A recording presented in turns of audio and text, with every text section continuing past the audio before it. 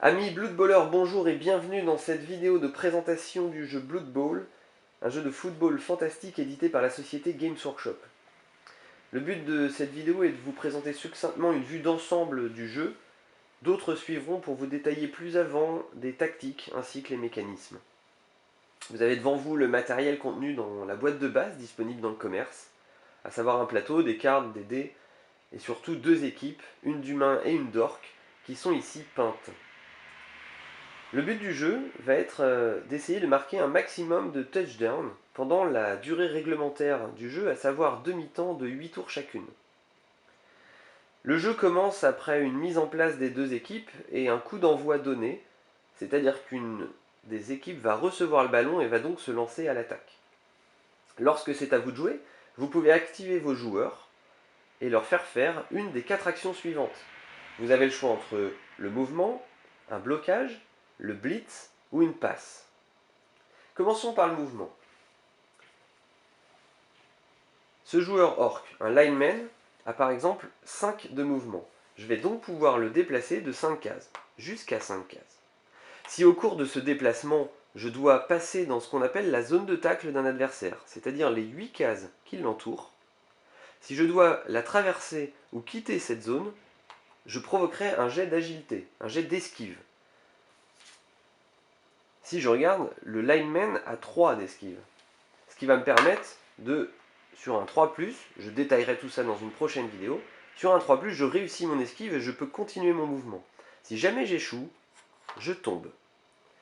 Cela me permet de vous rappeler une des données fondamentales du jeu qui s'appelle le turnover.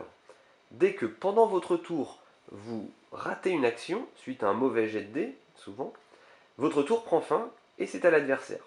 Ce mécanisme va dynamiser les parties et les rendre palpitantes. Continuons. La deuxième action possible est un blocage. Un blocage consiste à effectuer un plaquage contre un adversaire. Ceci va requérir un jet de blocage avec les dés qui sont contenus dans la boîte. Ce sont des dés un peu spéciaux. C'est pareil, j'y reviendrai dans une prochaine vidéo. En fonction du résultat de ce jet de blocage, le défenseur va pouvoir être repoussé ou alors va tomber au sol, voire si j'ai un jet vraiment malheureux, c'est moi attaquant qui vais finir au sol.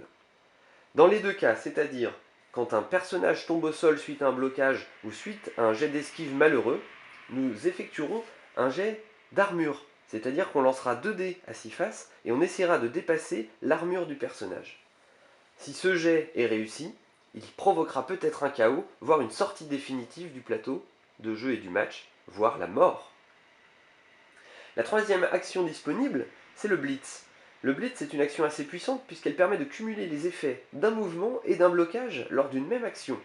Exemple du lineman de tout à l'heure, je peux le bouger et en plus effectuer un jet de blocage.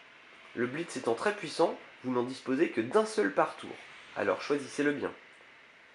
Enfin, dernière action, la passe. Car oui, pour l'instant, je n'ai parlé que de bouger et de taper les joueurs, mais vous pouvez également jouer le ballon. C'est-à-dire que si un joueur a le ballon, il peut tout à fait tenter de le passer à un autre, grâce au gabarit de passe et un jet d'agilité à la passe et à la réception. Je vous rappelle donc le but du jeu, emmener le ballon dans une des zones d'embut adverse.